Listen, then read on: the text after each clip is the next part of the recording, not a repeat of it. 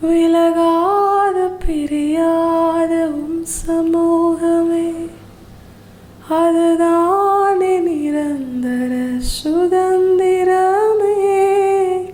வேறொன்றும் வேண்டாம், நீர் போதுமே. கர்த்தருடைய பரிசுத்த நாமம் மகிமைப்படுவதாக. இதனால் இந்த காலை வேளையிலே கர்த்தர் நம்மை அவர்கள் பலப்படுத்தும்படியே நமக்கு தருகிற வார்த்தை 1 பேதுரு அதனுடைய 4வது அதிகாரம் அதனுடைய 5வது வசனம். உயிரோடு இருக்கிறவர்களுக்கும் மரித்தோர்களுக்கும் நியாய தீர்ப்பு கொடுக்க ஆயத்தமாய் இருக்கிறவருக்கு அவர்கள் கணக்கு ஒப்புவிப்பார்கள். கர்த்தருடைய பரிசுத்த நாமம் மகிமைப்படுவதாக. இந்த வசனத்தை கொண்டுதான் தேவஜனங்களாகிய நம்மை இன்று அவர்கள் பலப்படுத்துகிறார். இந்த வசனம் ஒரு பிரதானமான சத்தியத்தை, ஒரு எச்சரிப்பின் சத்தத்தை தேவஜனங்களாகிய நமக்கு தெரியப்படுத்துகிறது. அதுதான், உயிரோடு இருக்கிறவர்களையும் மரித்தவர்களையும் நியாயம் தீர்க்க ஆயத்தமாய் இருக்கிறவருக்கு அவர்கள் கணக்கு ஒப்புவிக்க வேண்டும் என்று ஒரு கூட்டத்தை குறித்து வேதம் எச்சரித்து சொல்லுகிறது. கண்டிப்பா என்ன பண்ணுவாங்க? அவங்க கர்த்தருக்கு கணக்கு ஒப்புவிப்பாங்க. அப்படி யாரை குறித்து வேதம் சொல்லுகிறது தெரியுமா? இதற்கு முந்தின வசனம் தெளிவாய் சொல்லுகிறது, அந்த துன்மார்க்க உளையிலே அவர்களோட கூட நீங்கள் விழாமல் இருக்கிறதினாலே அவர்கள் ஆச்சரியப்பட்டு உங்களை தூஷிக்கிறார்கள்.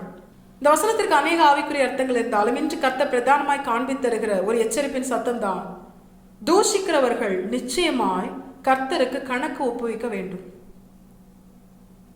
அது யாரா இருந்தாலும் சரிதான். சபித்தலும் துதித்தலும் ஒரே வாயிலிருந்து புறப்பட முடியாது. ஆசீர்வாதமும் சாபமும் ஒரே வாயிலிருந்து புறப்படாது. ஒரே நீரூற்றிலிருந்து தித்திப்பான தண்ணீரும் கசப்பான தண்ணீரும் வெளிப்படாது. ஒரே மரம் நல்ல கனிகளையும் கெட்ட கனிகளையும் கொடுக்காது. நல்ல மரம் நல்ல கனிகளை கொடுக்கும், கெட்ட மரம் கெட்ட கனிகளை தான் கொடுக்கும். இந்த ஆண்டவர் எச்சரித்து சொல்லுகிறார், தேவ ஜனத்தின் வாழ்க்கையில பிறரை தூஷிக்கிற சுபாவம் எவ்வளவு வேணும் இருக்கக்கூடாது. ஏன்னா அப்படி தூஷிக்கிறவர்கள் நிச்சயமாய் கர்த்தருக்கு கணக்கு ஒப்புவிக்க வேண்டும் என்று வேதம் தெளிவா எச்சரித்து காண்பிக்கிறது. தேவஜனங்களாகி நாம் இந்த கடைசி நாட்கள்ல கர்த்தருடைய வருகை சமீபமா இருக்கிற இந்த காலத்துல தூஷிக்கிற சுபாவம் கிறிஸ்தவர்களுக்குள்ளே அதிகமாய் பரவலாக பரவி இருப்பதை நாம் பார்க்கிறோம்.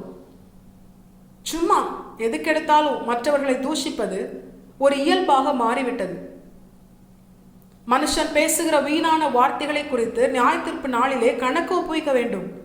அப்படி வீணான வார்த்தை என்று தூஷிக்கிறதை மட்டுமல்ல, மனுஷன் பேசுகிற எல்லா காரியத்தை குறித்தும் கர்த்தர் என்று உணர்த்துகிறார்.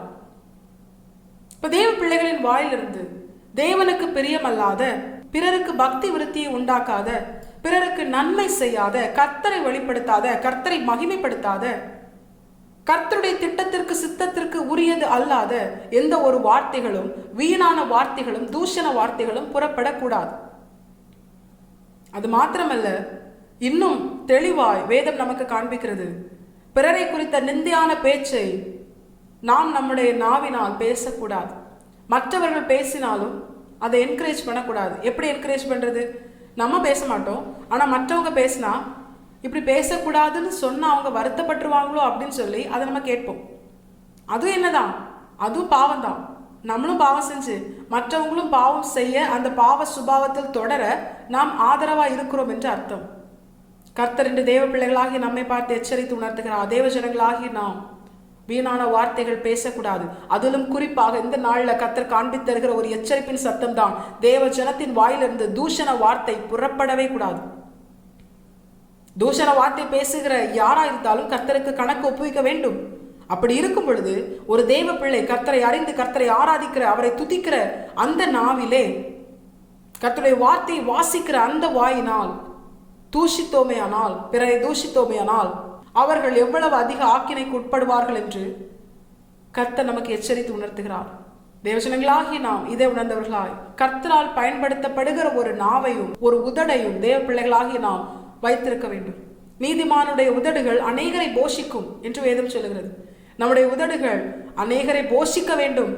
போஷிக்கிறதுனா என்ன? நம்முடைய வாயிலிருந்து பிறக்கிற வார்த்தைகள் அநேகருடைய ஆவிக்குரிய வாழ்க்கையின் ஒரு உணவாக, போஜனமாக மாற வேண்டுமேயானால் கர்த்தருடைய வார்த்தையை, கர்த்தருடைய துதியை நாம் சொல்லி வர வேண்டும். இந்த ஜனத்தை எனக்கென்று ஏற்படுத்தினேன், இவர்கள் என் துதியை சொல்லி வருவார்கள் என்று கர்த்தர் சொல்லுகிறார்.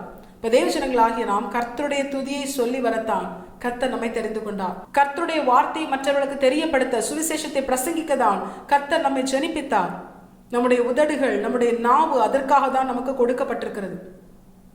இதை கர்த்தருக்கு பிரியமல்லாத தூஷண வார்த்தைகள் பேசவோ, புறங்கூறுதலான வார்த்தைகள் பேசவோ, பிறரை குறித்த நிந்தையான வார்த்தையை தூற்றி திரியவோ, இன்னும் தெளிவா சொல்லணும்னா வீணான வார்த்தைகள் கூட நம்முடைய வாயிலிருந்து புறப்படாதபடிக்கு, சும்மா பேசினேன் அப்படின்னு சொல்லி தேவையில்லாத டாபிக் கூட நம்ம பேசாதபடிக்கு நாம் நம்முடைய நாவை காத்து கொண்டோமேயானால், தன் நாவை காக்கிறவன் தன் ஜீவனை காக்கிறான் என்ற வார்த்தையின்படியே ஜீவனாகி ஆண்டவராக இயேசு கிறிஸ்து நமக்குள்ளே நித்திய காலமாய் இம்மையிலும் மறுமையிலும் அவர் நமக்குள்ளே உலாவி வாசம் பண்ணவும், இம்மையிலே அவரை ஜீவனாகும், மறுமையிலே ஆண்டவராக இயேசு கிறிஸ்துவை நித்திய ஜீவனாகும் தேவஜனங்களாகி நாம் சுதந்திரிக்க கர்த்தர் நமக்கு கிருபை செய்வது அதிக நிச்சயம். கர்த்தர் தந்த வார்த்தையின்படியே நம்மை உயர்த்தி நம்மிலே அவர் மகிமைப்படுவதும் அதிக நிச்சயம். தேவஜனங்களாகி நாம் இதை உணர்ந்தவர்களாய் கர்த்தருக்கு பிரியமாய் அவரை துதிக்கிற, அவரை மகிமைப்படுத்துகிற, அவருடைய சுவிசேஷத்தை பிரசங்கிக்கிற வார்த்தைகள், ஜீவனுள்ள தேவ வார்த்தைகள் மட்டுமே நம்முடைய வாயிலிருந்து புறப்பட நாம் நம்மை முழுமையாய் கர்த்தரை பார்த்து அர்ப்பணிப்போம்.